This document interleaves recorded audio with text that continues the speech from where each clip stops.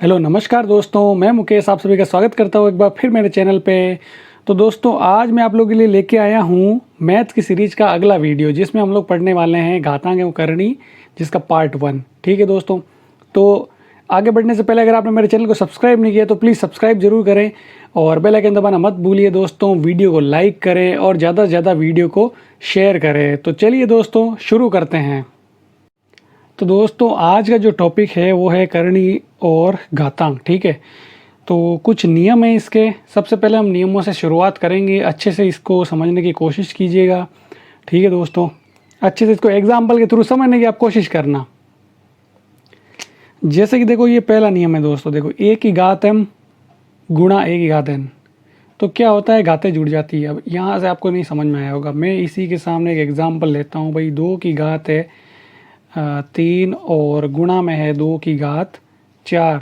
तो देखो भाई आप इसको क्या लिख सकते हो, 2 की घात 3 प्लस 4 यानी कि 2 की घात हो गई 7। यानी कि अगर दो संख्याएं गुणा में हैं और वो सेम होनी चाहिए, ऐसा नहीं अलग अलग हो। देखो ये भी 2 था, ये भी 2 था, है ना, मतलब आधार सेम होना चाहिए, तो उसकी घातें जुड़ जाती है। ये पहला नियम बोलता है। ठीक है, दूसरा नियम क्या है, दूसरा नियम है भाग वाला। तो उसको भी मैं एग्जाम्पल से समझाने की कोशिश करूँगा। देखो तो अगर मैं लिखता हूँ 2 की घात, इधर लिख दिया मैंने 6 और नीचे लिख दिया मैंने 2 की घात 3। ठीक है, तो क्या होगा देखो, तो देखो 2 की घात 6 और ये -3। ठीक है, इस तरह से लिख सकते हैं। क्यों लिख सकते हैं भाई इस तरह से, इस तरह से इसलिए लिख सकते हैं क्योंकि देखो क्या है, ये 6 है 2 की घात। ठीक है, तो देखो यहाँ 2 की घात 3 है और आप इसको हल भी करोगे ना तो 2 की घात 3 भी है, 3 ही आएगी। देखो आप 2 गुणा 2 गुणा 2 ऐसे 6 बार लिखना, नीचे 3 बार आएगा तो 3 व 3 2 तो कट जाएंगे गुणा वाले, है ना, 3 ही बचेंगे, तो 2 की घात 3 ही आएगा यहाँ पर भी। तो कहने का मतलब ये है कि अगर भाग में रहे ना तो आप क्या कर सकते हो भाई, ऊपर कितनी पावर है, ठीक है, उसमें से नीचे वाली पावर आप माइनस कर सकते हो। ठीक है, नेक्स्ट देखो, कभी कभी क्या होता है दोस्तों, ये कंडीशन भी आ जाती है कि जैसे कि मैंने लिख दिया भाई 4 का स्क्वायर का क्यूब है। अब यहाँ क्या दिक्कत होती है, देखो घात के ऊपर घात लगी है कोष्टक के बाहर, ठीक है ना, कोष्टक होना जरूरी है बीच में, ये भी याद रखना। ठीक है ना दोस्तों, तो ये घात अलग है, ये घात अलग है, अलग अलग है ना, सेम भी हो तो कोई दिक्कत नहीं है। तो 2 तिया 6, ठीक है, ये गुणा हो जाती है। तो 4 की घात कितनी हो गई, 2 गुणा 3 यानी कि 4 की घात हो गई यहाँ पे 6।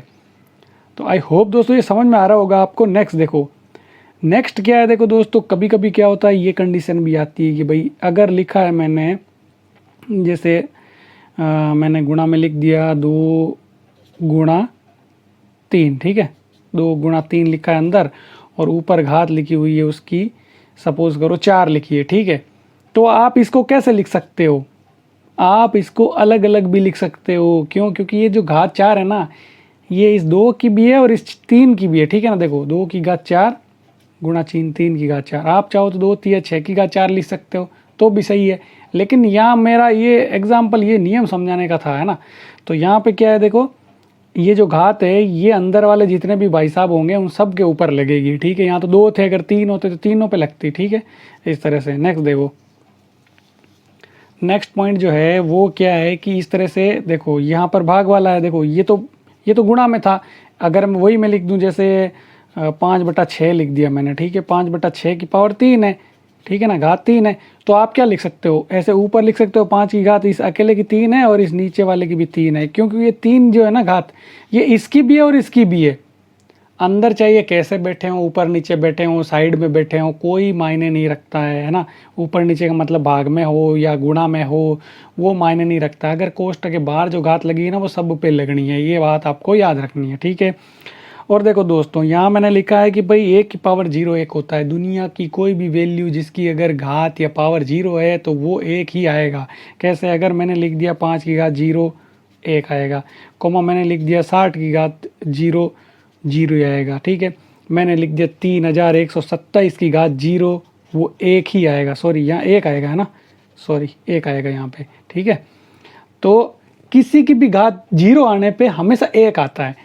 अब दूसरा देखो, ये वाला जो इम्पोर्टेंट है, ये बोल रहा है कि अगर 1 की घात 1 होगी ना तो वापस जो अंदर वाली वैल्यू वही आएगी। कैसे आएगी भाई, देखो मैंने लिखा 7 की घात 1, इसका मतलब क्या है, 7 को एक बार गुणा में लिखना, ये लो लिख दिया, तो आया कितना, 7 ही आया।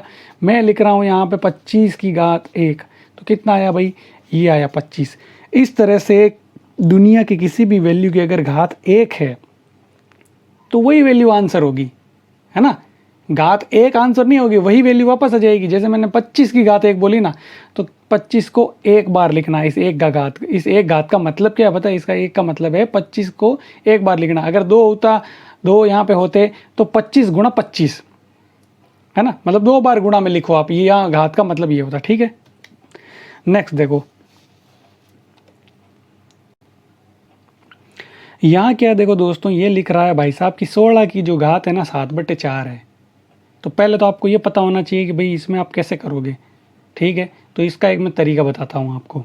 आप क्या करो, देखो 16 कैसे बना है, मुझे पता है 16 जो है ना वो इस तरह से बना है, 2 गुणा 2 गुणा 2 गुणा 2, 4 बार लिखा तुमने 2, यानी कि 2 की घात अगर 4 लिखते हो तुम तो वो 16 ही है, ठीक है ना। तो एक ही बात है, ये हो गया 7/4। अभी मैंने तुम लोगों को समझाया था कि अंदर वाली और ये घात के बाहर अगर कोष्टक में घात लगी है तो वो गुणा होती है।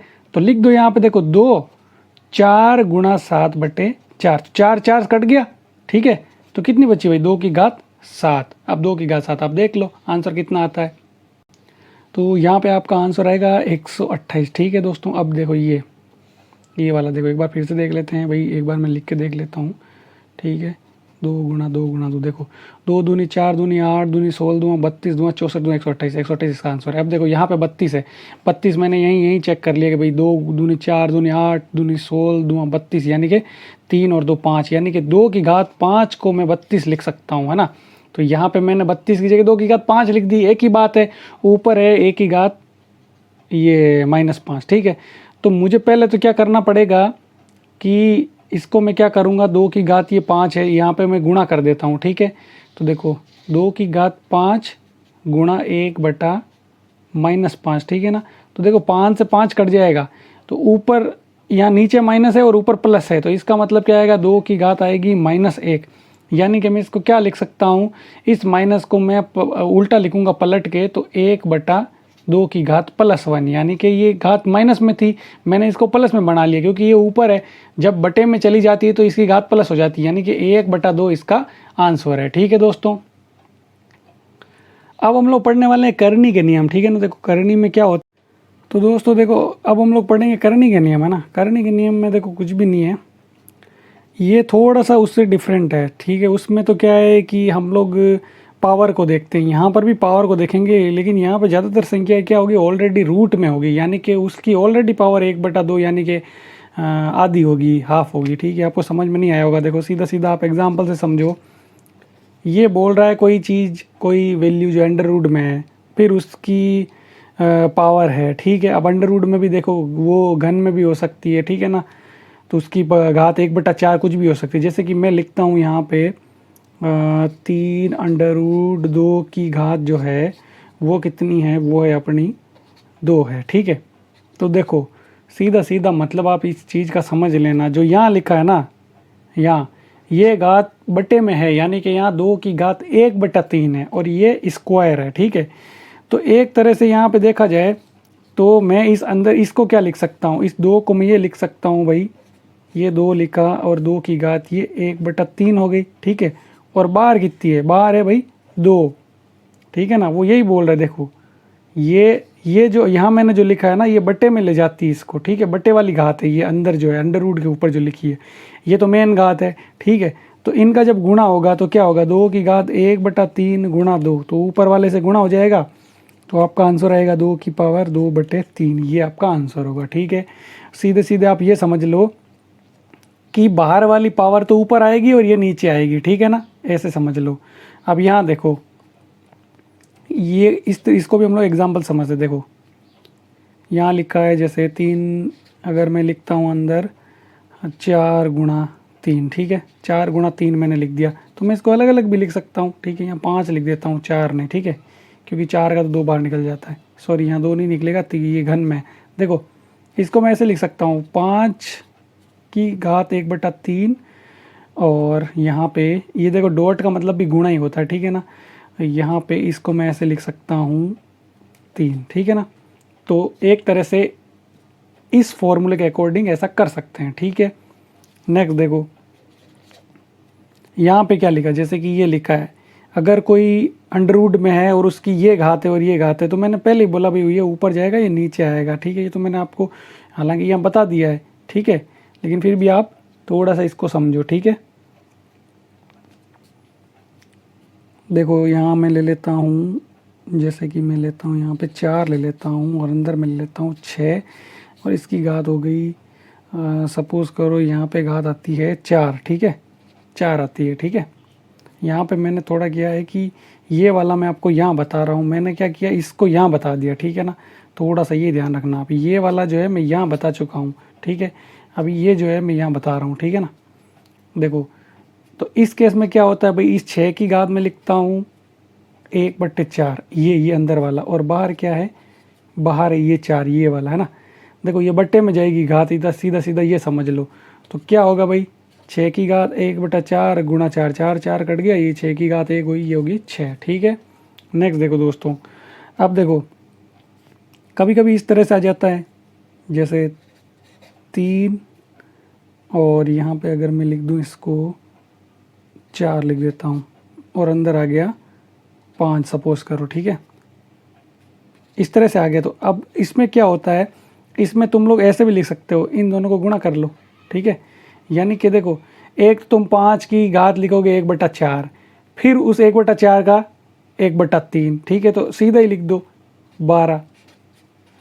अब ये कैसे आया ये भी मैं समझा देता हूँ। देखो आप क्या करोगे, जैसे 5 को क्या लिख सकते हो, है ना, ये मैं ये वापस ये बता रहा हूँ। जैसे 5 की घात पहले लिखोगे 1/4, क्यों लिखोगे, क्योंकि ये 4 है, ठीक है। अब इन दोनों के ऊपर भी एक घात हो रही है 1/3, तो इनको जब गुणा करोगे तुम, तो देखो 1 गुणा 1 1, 4 3 12। तो वापस इसको इसी फॉर्म में जब बनाओगे तो ऐसे लिख दोगे 5 को तो, और 12 यहाँ लिख दोगे। तो बात तो वही है जो मैंने आपको समझाया था। नेक्स्ट देखो यहाँ पर क्या है, देखो ये भी काफ़ी अच्छा खासा क्वेश्चन है। देखो अगर मैं लिखता हूँ 3, अंदर में 4 लिखता हूँ और यहाँ पे मैं लिख देता हूँ सपोज करो 2 की घात, यहाँ पे मैं लिख देता हूँ कुछ 4 लिख देता हूँ, सॉरी यहाँ 4 तो ऑलरेडी आया हुआ है, 5, और यहाँ लिख देता हूँ मैं 6 लिख देता हूँ, ठीक है। इस केस में क्या होगा, देखो सबसे पहले तो इसने बोला है कि भाई ये तो बाहर वाले गुणा हो जाएंगे, तो यहाँ पे तो लिख दो ऐसे 12, ठीक है ना। ये देखो और ये अंदर ही कितना हो जाएगा 2 की घात 30, क्योंकि बोल रहा है कि भाई गुणा हो जाएगा इस तरह से। बाहर वाले ये गुणा हो जाएंगे कितने भी अंडरवुड में हैं, और ये अंदर वाले आपस में गुणा हो जाएंगे इस तरह से, ठीक है दोस्तों। देखो इसमें तो आपको है ना स्पेशली कौन कौन सी चीज़ें याद रखनी, ये वाली स्पेशली शुरू के 2-3 है ना ये ज़्यादा आते हैं, ठीक है। बाकी तो आपको मैं एग्जाम्पल से पूरा समझा दूंगा आगे, ठीक है।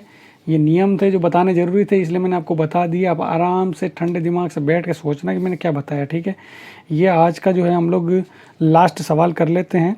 देखो 5 की घात इसने लिखी है 1/4, 125 को 125 की घात जो है ये 0.25 को मैं क्या लिख सकता हूँ, देखो मैं पॉइंट हटाऊँगा, है ना, पॉइंट हटाऊँगा तो पॉइंट के बाद कितने अंक है 1 और 2, यानी कि 2 जीरो वाली संख्या कौन सी है 100, यानी कि 25/100 आ जाएगा, ठीक है। तो देखो 5 की घात 1/4 ये तो है ही, ठीक है। अब 25/100 को तुम क्या लिखोगे भाई, 25/100 को हम लिखेंगे 1/4, ठीक है। फिर हम लोग क्या करेंगे, देखो 5 की घात 1/4 तो है ही, ठीक है, इसको भी 5 बनाएंगे अंदर से। तो मैं 125 कैसे आता है भाई, 5 गुणा 5 गुणा 5, यानी कि 5 पंजे 25, 25 पंजे 125, यानी कि 5 की घात हो गई 3 और बाहर है 1/4। तो देखो ये तो 1/4 है ही, है ना। और मैंने क्या बोला, घात के ऊपर घात होती है वो गुणा हो जाती है, तो यानी कि 3 एकम 3, ठीक है, और नीचे जो 4 है ही। अब देखो इस तरह से जब गुणा में होता है, मैंने आपको बताया था पहला ही नियम की जुड़ जाती है घातें। तो देखो 5 की घात 1/4 प्लस 3/4, यानी कि 5 की घात इधर 4, इनका एलसीएम आ जाएगा, और 1 और 3 4, यानी कि 5 की घात 1, यानी कि आपका आंसर आएगा 5, ठीक है। देखो ये सारे जो भी मैं आपको बता रहा हूँ ना, मैं तो आपको बहुत धीरे बता रहा हूँ, ठीक है। ये जब आप कैलकुलेशन सीख जाओगे ना तो बहुत ही स्पीड से होगा और आप सीधा इसका आंसर निकाल लोगे, ठीक है दोस्तों। मुझे तो क्या स्टेप बाई स्टेप बताना पड़ता है कि ये कहाँ मैं क्या क्या कर रहा हूँ, ठीक है दोस्तों। तो आज के लिए इतना ही काफ़ी है, इसका मैं सेकंड पार्ट लेके आऊँगा और तब तक आप इसको अच्छे से वापस एक बार रिवाइज़ करके ज़रूर देखें, ठीक है दोस्तों। तो मिलते हैं नेक्स्ट वीडियो में। अगर आपने मेरे चैनल को सब्सक्राइब नहीं किया तो प्लीज़ सब्सक्राइब कीजिए, बेल आइकन दबाना मत भूलिए दोस्तों। वीडियो को लाइक कीजिए और ज़्यादा से ज़्यादा शेयर कीजिए। अगर फेसबुक पे ये वीडियो देख रहे हैं तो मेरे पेज को लाइक कीजिए और इंस्टाग्राम पे भी मुझे फॉलो कर सकते हैं आप। और टेलीग्राम पे भी मेरा चैनल है KGS जोन नाम से, ठीक है दोस्तों। इसका लिंक मैं डिस्क्रिप्शन में आप लोगों को प्रोवाइड करवा दूँगा। और अगर आपको मान लो कि PDF वगैरह भी चाहिए तो ठीक है दोस्तों। तो मिलते हैं नेक्स्ट वीडियो में, तब तक के लिए बाय बाय, जय हिंद, जय भारत, वंदे मातरम।